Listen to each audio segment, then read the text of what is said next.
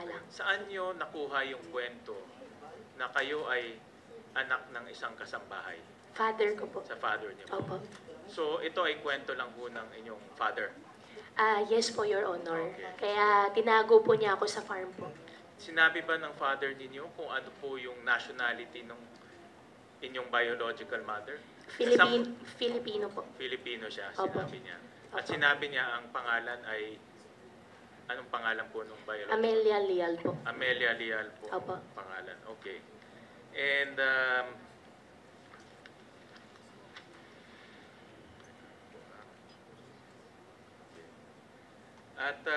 kanina ipinakita po ng ating chairperson na si Amelia Leal wala pong birth certificate. Si Angelito Go wala ring birth certificate. So sa mata po ng gobyerno,